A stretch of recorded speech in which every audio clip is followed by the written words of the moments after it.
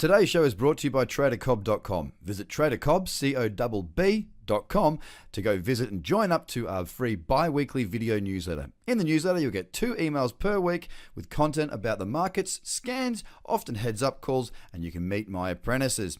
Join the website now and find out more about how you can get a structured trading approach and attack the markets with an idea of what you're doing. Join TraderCobb.com now. Trader Cobb Crypto Podcast. This is the Trader Cobb Crypto Podcast. G'day and welcome to the Trader Cobb Crypto Show once again. Another version of the trader's journey. Today I'm going to cover, the pre-checklist to my checklist. So, once you've found a trade, what sort of things do you need for a trade to be a trade? But this is going aside from the actual checklist to find a trade.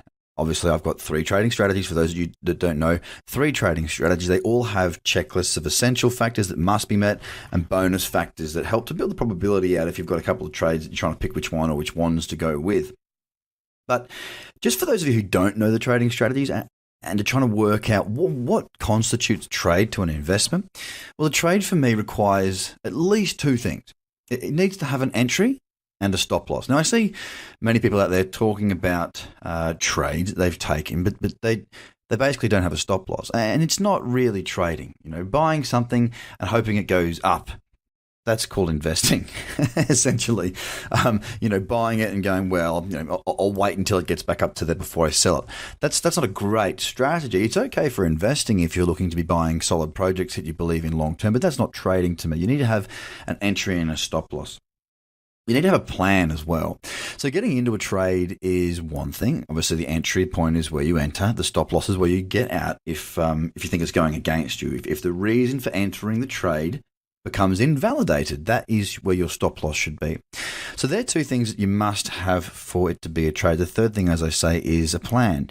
Now, are you going to scale out, i.e. take some profit on the way, maybe minimize the risk, or are you going to take a full profit? Are you going to take the entire profit at, say, 2 to 1, 3 to 1, 4 to 1? Or do you feel as though it might be a good time to let this bad boy run and just trail your stop loss to higher lows in an uptrend as they are set? And that way you can look to take advantage of potentially much, much bigger moves. So that's really, really important to understand what a trade actually constitutes for you, and then you can go about how you're going to plan that. Something else that you want to consider is what sort of trader are you trying to be? Are you trying to trade for dollars? Are you trying to trade to increase your Bitcoin stack, for example? Or are you trading to increase your Ethereum balance? Now, these are the typical markets you can trade against: dollar tether. You can trade against Bitcoin, obviously, and you can trade against Ethereum. Now, there are some other, platform tokens you can trade against, such as Binance token, that sort of thing. But more or less, most of the volume occurs against the big dogs, the dollar tether, Ethereum, and Bitcoin. So if you're going to be trading Ethereum, for example, and this has come through Twitter, a question's come in about building their Ethereum stack for long-term investments. If you're looking to build your Ethereum stack, I think that trading against Ethereum is a good option. The only issue you've got here is that on Ethereum pairs, you often have thin books, which means you have thin volume, which means you're susceptible to slippage. Okay, so you might not get a full fill, or you might get filled at a different price. This is more common. Not as common when you're trading against Bitcoin or you're trading against the dollar or dollar tether, because there's a lot more volume going on. Now, if you do decide that you want to trade to increase your Ethereum stack, it doesn't really matter where the money comes from.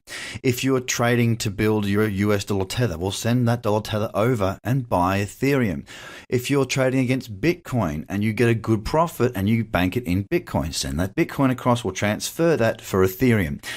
It doesn't necessarily mean you have to trade against that one pair consistently. You've just got to work out what you do with your profits and where you move them to. So that's another thing to consider, what you're going to do and what you're trading for.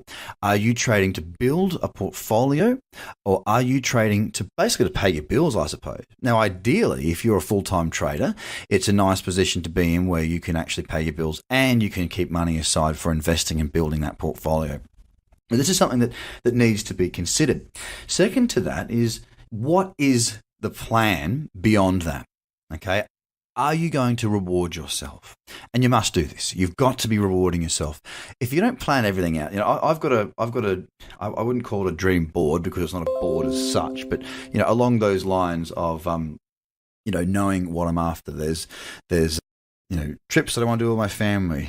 There's, when I'm 50 years old, I hope to have a yacht that I can travel around Australia and see this wonderful country from the ocean side. There's a lot of different things at different parts of my life. Now, these goals are tied back to my day-to-day actions to keep me focused. So it's about keeping your mind clear. And the best way to keep your mind clear, obviously, it's about your routine. It's about your exercise, meditation, fishing, diving, whatever it is that you do that makes you you and keeps you grounded. That's important. When it comes to trading, knowing what you're doing this for helps to keep you centered within that moment. Because remember, the only time that you have is the now. You've only got now. There is no other time that you have any control over other than right now. So focus on now. Having that clarity of your plan is going to help you. And clarity, well, you make better decisions, and better decisions generally equate to better outcomes. So I hope this helps, guys. Have a fantastic day. Bye for now. The Trader Cobb Crypto Podcast. Check out tradercobb.com because experience matters.